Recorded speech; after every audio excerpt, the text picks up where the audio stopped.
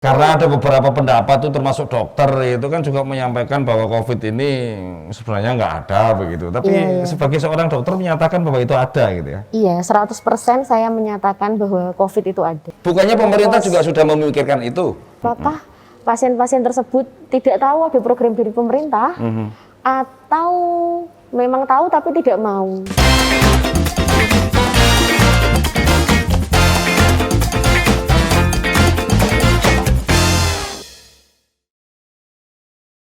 Assalamualaikum warahmatullahi wabarakatuh. Salam sehat untuk semuanya. Salam sejahtera buat kita sekalian. Pandemi khususnya di Jepara 1,5 tahun sudah berjalan. Nah, ini tentu membuat sebuah tatanan sosial ada satu perubahan peradaban yang sangat luar biasa.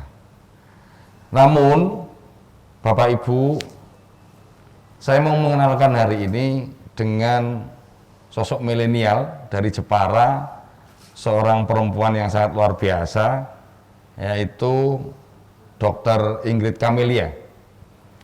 Dr. Ingrid Camelia ini lahir di Jepara, masih muda sekali, dilahirkan tahun 1992. Lulus dari kedokteran Undip tahun 2017.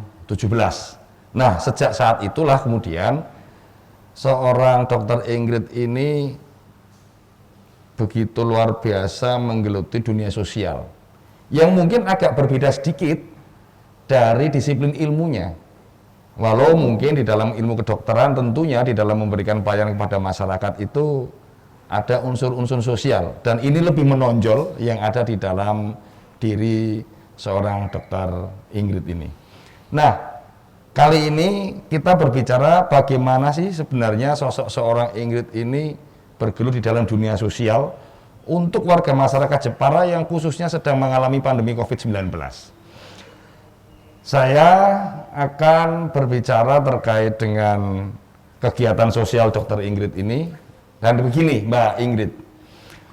Iya, Mbak. Jepara kita sama-sama tahu, tentunya kita sudah bisa melihat banyak warga masyarakat di mana satu sisi terkadang kita harus terbatasi kegiatan sosialnya, terbatasi kegiatan masyarakatnya. Tapi di sisi yang lain memang kita harus menjaga kesehatan kita. Nah, tentu dalam membatasi kegiatan masyarakat ini akan memberikan dampak sosial. Kenapa sih Dr. Ingrid ini kok kemudian tergugah untuk melakukan kegiatan sosial utamanya kepada mereka warga kita yang terdampak daripada COVID-19? Bisa diceritakan soal itu seperti apa begitu? Iya. Pertama-tama terima kasih kepada Pak Andi sudah mau mengundang saya ke podcastnya. Untuk motivasi saya mungkin ya Pak itu dalam membuat gerakan sosial ini, karena saya pun awalnya berangkat dari penyintas Pak. Iya, saya pernah sudah pernah merasakan sendiri berarti begitu betul, ya? Betul. Saya pernah sakit COVID dan gejalanya cukup hebat saat itu Pak. Jadi saya sempat demam sampai sekitar seminggu lebih. Waktu itu karena angka kasus COVID sedang tinggi-tingginya, jadi saya betul. Jadi saya susah dapat rumah sakit waktu itu. Waktu itu sempat demam, sesak, padahal saya tidak ada komorbid Pak. Usia saya masih 29 tahun, tidak ada komorbid COVID satupun, tapi gejalanya sangat hebat dan luar biasa gitu. Betul. Nah, sejak saat itu saya merasa bahwa penyakit COVID ini unik gitu Pak.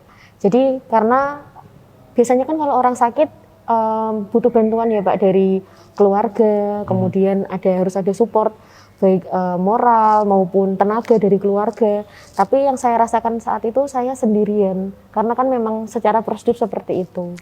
Begitu. Nah, dari situ sih Pak saya mulai ada keinginan untuk melakukan gerakan sosial gitu. Tapi sisi yang lain, Mbak Ingrid ini memang menyatakan betul ya COVID itu ada gitu ya? Oh iya Pak, jelas Pak itu. Karena ada beberapa pendapat tuh termasuk dokter itu kan juga menyampaikan bahwa COVID ini sebenarnya nggak ada begitu. Tapi sebagai seorang dokter menyatakan bahwa itu ada gitu ya? Iya, 100% saya menyatakan bahwa COVID itu ada. Terus kemudian mulai kapan sih itu kok tiba-tiba ada keinginan untuk mungkin berbagi kepada sesama, khususnya pada mereka atau saudara-saudara kita yang terdampak COVID-19 itu dimulai dari sejak kapan itu? Jadi dulu pas awal-awal pandemi tahun 2020 awal itu saya juga sempat menggalang dana, Pak. Waktu itu lewat Kita Bisa. Alhamdulillah sih waktu itu dapat banyak ya Pak, sampai 70-80 juta. 80 juta iya, luar biasa dari itu ya. warga Jepara melalui Kita Bisa. Saat itu karena kami fokusnya adalah untuk membantu nakes, jadi kami uang 80 juta itu kami belikan APD, kemudian kita sebarkan ke seluruh rumah sakit dan puskesmas di Jepara begitu. Setelah itu COVID sudah berdampingan kan Pak dengan kita, kemudian beberapa minggu ini karena COVID naik lagi, dan saya sempat terkena COVID, sehingga itu tadi Pak, saya ingin melakukan aksi sosial lagi, gitu. Karena setelah saya sembuh, PPKM dimulai Pak, 3 hari setelah saya sembuh itu. Sejak tanggal 3 Juli kemarin ya? Iya betul. Kemudian saya berpikir ini pasti banyak yang terdampak COVID masyarakat Jepara, sehingga begitu Pak saya ingin melakukan aksi sosial lagi. Tadi disampaikan kalau kumpulan dari para donatur, mungkin dikoordinir oleh Mbak Ingrid begitu ya, untuk membantu teman-teman kita nakes di dalam rangka menyiapkan ya APD-nya begitu. Selain APD, apa saja yang mungkin diberikan secara langsung kepada warga masyarakat seperti itu? Iya. Pak, sebelumnya saya boleh panggil Mas Andi? Oh, boleh. Karena kan tadi panggil saya Mbak ya Pak. Mbak aja nggak apa-apa Pak. Jadi yang saya kumpulkan kemarin atau sekarang, Mas? Ya, dari mulai awal sejak ada keinginan untuk berbagi kepada sesama, memperhatikan dari sisi sosial masyarakat, sampai sekarang itu dari mulai awal itu sampai sekarang. Kemana saja sih yang sudah diberikan bentuk bantuan-bantuan pada masyarakat itu? Iya, jadi untuk yang @Jepara Bantu Jepara ini, fokus kami adalah memberikan makanan untuk orang-orang yang positif dan tidak mampu untuk kesulitan secara ekonomi maksudnya, atau orang-orang yang mungkin tidak kesulitan secara ekonomi tapi tidak ada keluarga di Jepara. Bukannya pemerintah juga sudah memikirkan itu? Nah, itu dia Pak Mas yang mau saya tanyakan. Ternyata banyak. Mungkin saya kurang tahu apakah pasien-pasien tersebut tidak tahu ada program dari pemerintah atau memang tahu tapi tidak mau. Begitu. Nah, itu ada 2.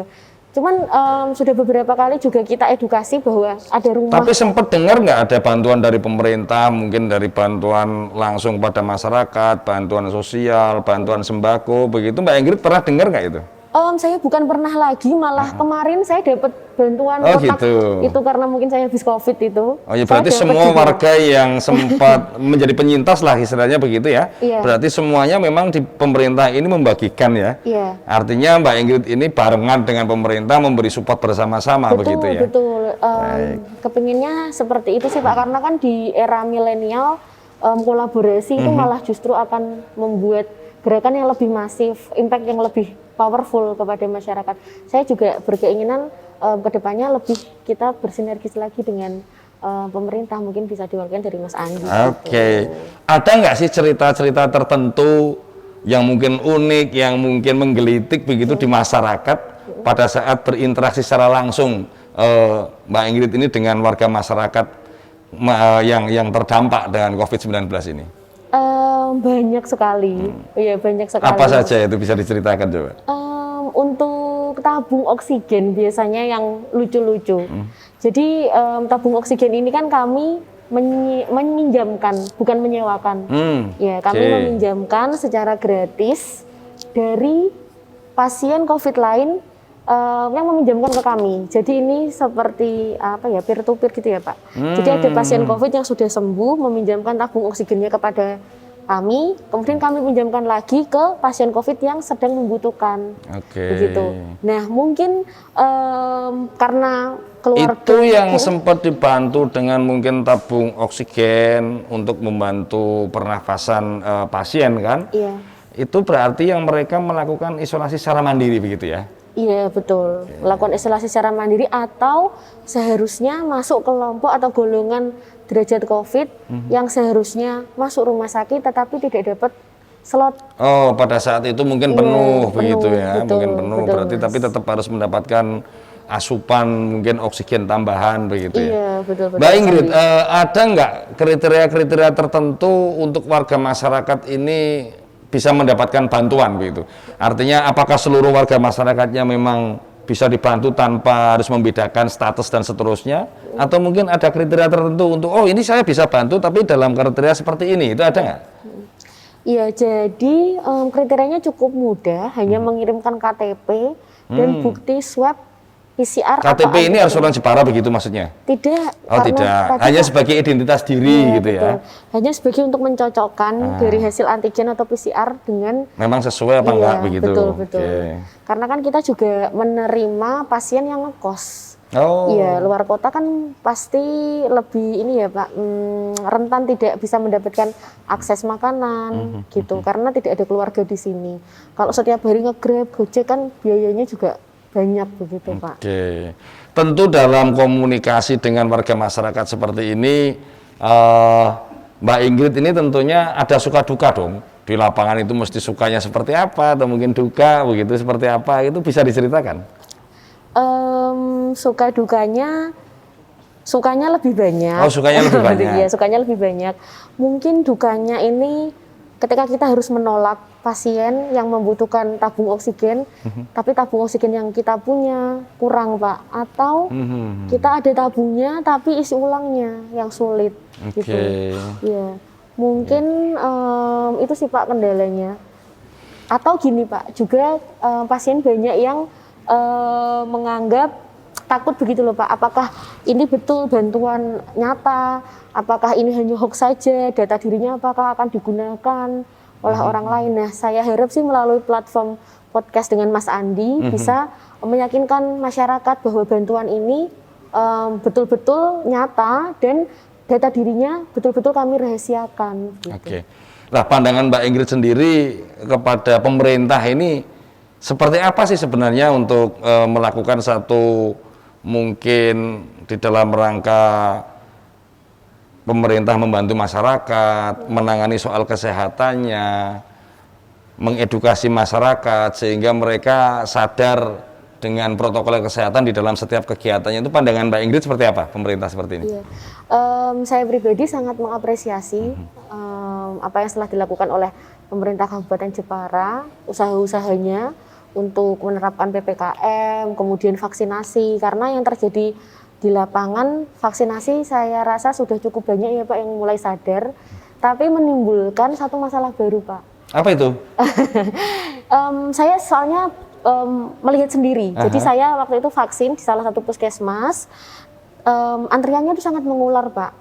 Oke. Iya, antriannya sangat mengular. Bukannya berarti mereka itu memang antusias untuk melakukan vaksin begitu? Betul, sangat bagus Oke. antusiasnya, namun mungkin bisa di Oh, di dalam rangka penataan Iya, lokasinya agar betul, supaya betul. tidak mungkin terjadi kerumunan begitu ya? Apakah pendaftarannya bisa online, kemudian nanti diberikan waktu, misalkan pasien A jam 9 harus datang, setelah itu nanti diberi waktu 10 menit, kalau sudah keluar begitulah Pak. Kita kan tidak ingin niatnya vaksin tapi mendapatkan virus di dalam kegiatan vaksin itu atau jadi Oke. klaster vaksin begitu. Baik, harapannya Mbak Ingrid ini, harapannya. Karena tentu kita berharap semuanya pandemi ini segera selesai begitu ya. Iya. Pandemi ini segera selesai, kemudian kita akan kembali dalam kegiatan sosial seperti sedia kala sebelum adanya pandemi ini begitu. Nah, ini pandangan Mbak Ingrid terkait dengan ke depan, ini seperti apa ini harapannya bangsa Indonesia khususnya di Kabupaten Jepara ini? Harapan saya dengan adanya PPKM ini, semoga bisa menurunkan angka kasus COVID. Baik. Betul, itu yang pertama. Karena akan jadi sia-sia kalau misalkan masyarakat tidak ikut membantu pemerintah untuk mensukseskan PPKM dalam rangka menurunkan kasus COVID. Nah, tapi dari pemerintah juga saya harap ini Pak, cara menegurnya juga lebih baik begitu. Karena Lebih kan santun lebih begitu ya. santun, betul. Karena kan yang perlu kita ingat bahwa yang kita bubarkan adalah kerumunannya, bukan pedagangnya, begitu. Baik. Jadi harapannya kepada masyarakat ini, memang warga masyarakat kita diingatkan ini oleh Mbak Ingrid. Kita sudah 1,5 tahun, tentu memang capek, tentu kadang ada rasa kesel, ada rasa mau marah, ada rasa sakit lah begitu. Tapi akan menjadi sia-sia rasa sakit itu, kaula muda dan Bapak Ibu semuanya, ketika kita yang sudah 1,5 tahun, tapi hari ini kita tidak melakukan kegiatannya dengan prokes, gitu maksudnya. Jadi yang sudah 1,5 tahun kita jalani dengan susah payah, tapi hari ini kita tidak melakukan kegiatan dengan prokes, maka angka-angka penularan COVID ini mungkin akan semakin naik begitu. Alhamdulillah memang di Jepara hari ini angka COVID kita untuk kasus aktifnya sudah menurun drastis gitu ya. Maka seiring dengan itu Mbak Ingrid ini sebagai seorang dokter, juga sebagai seorang pegiat sosial, sudah begitu banyak melakukan sesuatu yang bermanfaat buat warga masyarakat. Tentunya ini kita menginginkan semua warga masyarakat juga terinspirasi bahwa di dalam kerangka melakukan penanganan COVID ini memang harus secara bergotong royong, bersama-sama. Saya kira sepakat seperti itu ya, Mbak Sepakat Ingrid sekali, ya. Pak. Betul, Jadi sepakat kita sekali. nggak akan mampu melakukan perlawanan COVID ini dengan sendirian. Ya, betul sekali. Tentu kita akan bersama-sama, Mbak Ingrid. Jadi setelah saya mendengarkan banyak cerita tadi terkait dengan kegiatan sosial Mbak Ingrid di masyarakat, saya pun juga ikut tertarik dengan kegiatan itu, sehingga hari ini saya ikut berpartisipasi agar supaya kegiatan Mbak Ingrid ini akan menjadi lebih baik lagi dan mungkin akan didukung oleh banyak masyarakat. Untuk itu atas nama pribadi dan pemerintah ini saya ikut berpartisipasi untuk membantu Mbak Ingrid di dalam rangka memberikan kegiatan sosial di masyarakat. Ya, ini bisa diterima. Terima kasih sekali Pak Andi. Nah, sukses selalu ya. Iya Pak, terima kasih banyak Pak. Baik kaula muda dan Bapak Ibu semuanya, kita bersama tadi sudah banyak mendengarkan ulasan dari seorang dokter Ingrid begitu. Sebagai seorang dokter tentu mempunyai kepedulian terkait dengan kesehatan warga masyarakat di sekitarnya. Dan kemudian sebagai seorang pribadi yang juga mempunyai empati, melakukan satu kegiatan sosial yang sangat luar biasa, memperhatikan kepada seluruh warga masyarakat di Kabupaten Jepara ini dengan menyalurkan bantuan-bantuan yang membuat tertarik kita adalah itu dari Kocek sendiri yang kemudian mengajak warga masyarakat untuk sama-sama memberi donasi untuk itu.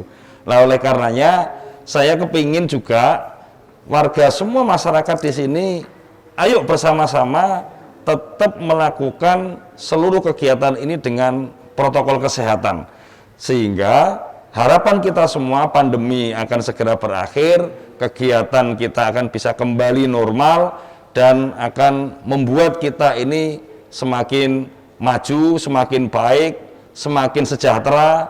Dan saya ikut pesan, ayo tetap jaga kesehatan kita, tetap semangat. Assalamualaikum warahmatullahi wabarakatuh.